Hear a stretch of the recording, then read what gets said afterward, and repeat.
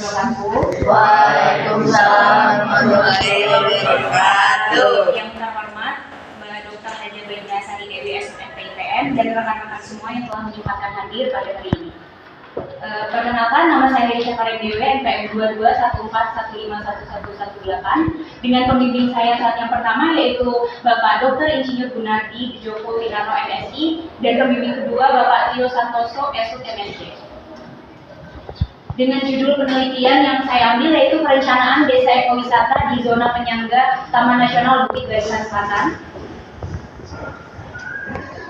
Dengan latar belakang, Indonesia merupakan negara kepulauan terbesar di dunia yang memiliki beragam destinasi wisata.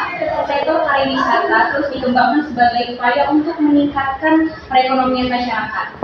Pulau Sumatera turut berkontribusi dalam pengembangan wisata alam dan memiliki salah satu kawasan hutan terluas di Indonesia, salah satunya yaitu Taman Nasional Bukit Barisan Selatan.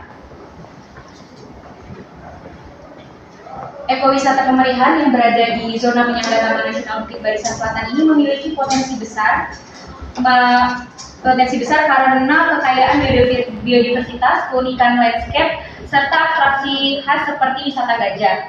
Namun, potensi tersebut belum sepenuhnya dimanfaatkan secara optimal.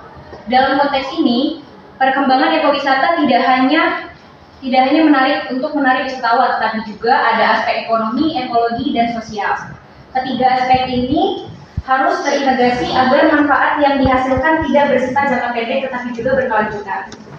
Oleh karena itu, diperlukan adanya perencanaan atau strategi yang saling terhubung dengan berbagai aspek dengan hubungan antara pemerintah maupun LSM dan masyarakat. Misalnya, kajian yang fokus pada perencanaan desa ekowisata di kawasan penyangga TPBS ini menjadi dasar penting dilakukannya penelitian ini dengan tujuan untuk mengidentifikasi potensi, tantangan, dan juga strategi yang tepat guna mewujudkan desa ekowisata berbasis konservasi dan pemberdayaan masyarakat.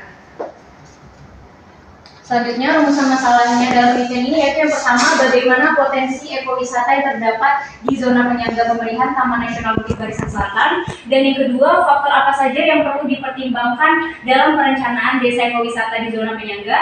Yang ketiga, apa dampak yang diharapkan dari pengembangan desa ekowisata terhadap ekonomi, sosial, dan lingkungan masyarakat setempat. Dan yang keempat, ada bagaimana strategi pengembangan desa ekowisata yang berkelanjutan dan berbasis masyarakat di zona penyangga.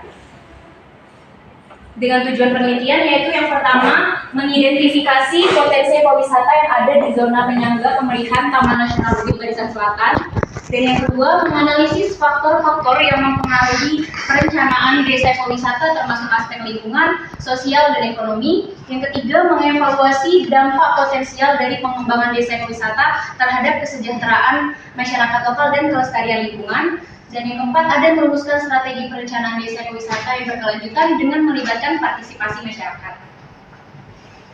Dengan kerangka pemikiran sebagai berikut, yaitu berikut merupakan komponen-komponen untuk nantinya kita dapat menghasilkan strategi perencanaan desa ekowisata berkelanjutan, mulai dari tujuannya yaitu ada edukasi masyarakat, edukasi pengunjung, dan potensinya dengan melakukan survei lapangan, dan kendala seperti dari segi masyarakat, finansial, cuaca, perizinan, dan akses. Lalu ada antisipasi dengan menggunakan sosial, kerjasama, mitigasi, peralatan dan perawatan jalan, serta ada perencanaan seperti tracking dan SDM-nya maupun pendanaannya, dan kerjasama dengan LSM, swasta, PT, atau pemerintah.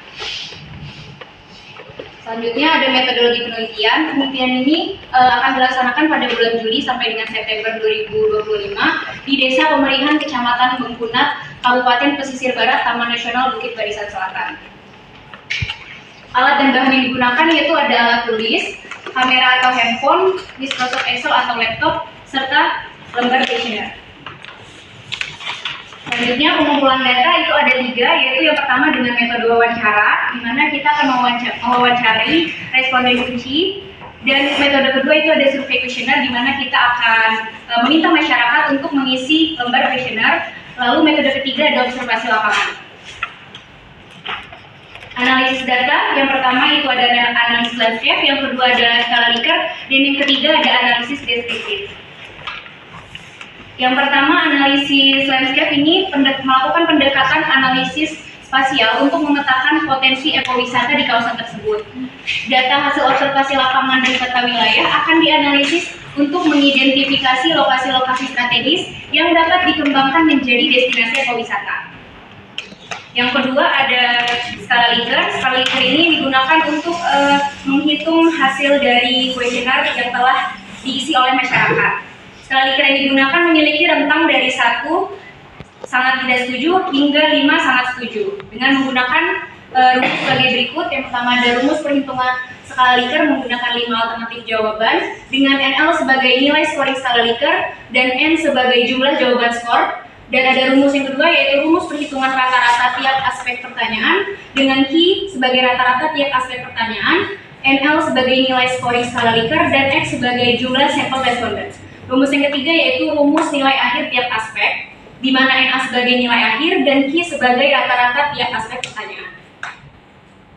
Selanjutnya itu ada analisis data yang ketiga yaitu analisis deskriptif, di mana data yang diperoleh melalui wawancara, observasi lapangan, dan dokumentasi dianalisis secara kualitatif untuk memberikan pemahaman mendalam mengenai potensi, permasalahan, serta persepsi masyarakat terhadap pengembangan desa ekowisata. Hasil analisis ini menjadi dasar dalam merumuskan strategi perencanaan yang relevan dengan mempertimbangkan kebutuhan lokal, kelestarian lingkungan, dan dukungan terhadap pembangunan keberlanjutan.